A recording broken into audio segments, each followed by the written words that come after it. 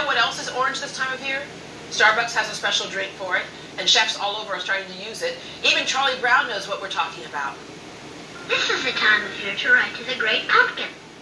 On Halloween night, the Great Pumpkin rises out of his pumpkin patch and flies through the air with his bag of toys for all the children. You must be crazy. It's the Great Pumpkin! He's rising up out of the pumpkin patch! Well, our first guest has found the Great Pumpkin, and even if you don't like the flavor, she has some tricks to turn this food into a treat. Welcome, chef and caterer Mary Bass. Hello. All right, Mary, you have always loved cooking, and to the point where you actually teach it as well. Yes, I do. I've taught culinary arts for over a decade, and I'm grandma taught, and so I love to instill my love of food into future generations of chefs. I love it. I'm grandma taught. Grandma taught. Back in That's the best kind day, of taught. when they could make a full meal out of 2 ingredients, right?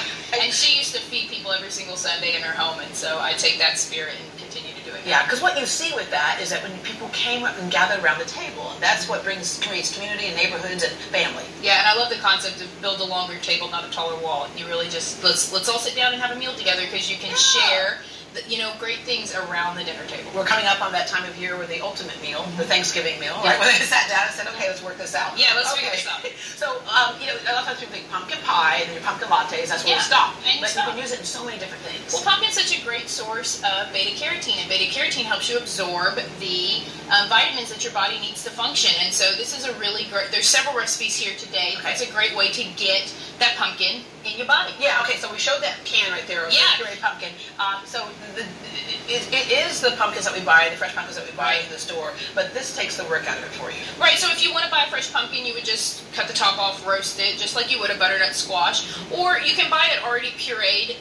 They have great organic varieties. You just want to make sure you don't get the pumpkin pie filling. You want to get the pure pumpkin. Okay. And so when you're shopping, don't pick up the wrong thing. I'm sure you've done it that way when you've picked up a pie and you picked up pure pumpkin instead and had to adjust it. No, girl, I tried to take that pumpkin and scoop all that stuff out. I was like, okay, that's not working. And then we roasted the seeds, though. Yeah, and so also when you're carving your pumpkins, you can save the seeds and make pepitas. These are roasted pumpkin seeds, and they're delicious, and they're great garnishes. And if you have nut allergies, these are great substitutions to put in your pestos and to put in your salads instead of croutons. So yeah, it's not like a peanut. It's not a peanut. It's a seed. So it takes away those allergens for people who have those allergic reactions. Okay. Today we're going to make pumpkin hummus. Hummus is so popular. Everybody, I don't know anybody that doesn't love hummus. Right. But this is a great variation. And so we're going to start with some chickpeas, and I've drained them and rinsed them. And we're going to put those in the base for hummus, right? Right. Mm-hmm. Chickpeas. There's no hummus haters out there.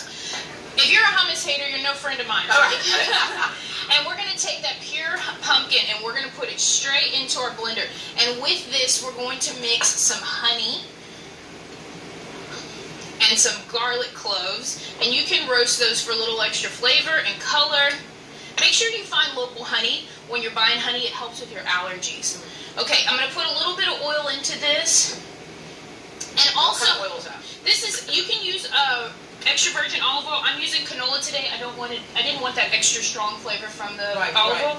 We're going to turn this on. Just wait till it's all mixed up together. I need to thin it a little more. I saved the liquid from my chickpeas, and so instead of adding water, which doesn't add any additional flavor, use that liquid, and that helps you. That was already packed in. Yeah, it's already packed in. Okay, and once you get this nice and pureed, you're going to serve it. You can put it on a platter. This is a great appetizer to keep your guests out of the kitchen during Thanksgiving. This will also hold for like 3 weeks in your refrigerator. Oh, I love that. I can't say that it's going to last that long. Like you are going to get into it way quicker than it's going to spoil. But serve it with some pitas. Serve it with some sweet potato chips, some apples. You know what? I mean, because hummus can be expensive in the stores. Hummus so is make it like this. And yes, and it's so great. And you can garnish that with a little bit of fresh rosemary and some of your pumpkin seeds. Go to town, girlfriend. Oh Look at that. That is so good.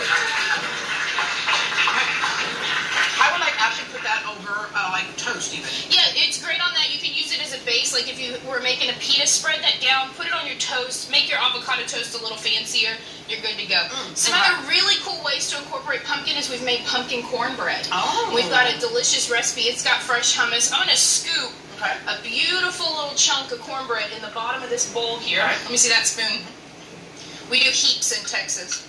Yeah, right. It's a heap of cornbread. That's an exact measurement. By the way, we mentioned earlier that you're a caterer as well, so Yes. we're coming up on that season. How much advance notice do you want before you going out doing If you know a date, if you've got a date, give me a call. We booked up pretty quick, and I've been super blessed. Okay, so we've made pumpkin chili. Look at this. This has got turkey in it. It's got black beans, diced tomatoes, and a lot of times with your tomatoes, they get real acidic. So that pumpkin in this chili, it offsets that acid, and so you've got all these beautiful flavors in here. And that's the science of food. That's what taking a culinary class is good for, right? You learn the science of food. Absolutely. And we're going to put just a little bit of Mexican crema on top of this and some cotija cheese. Look how pretty.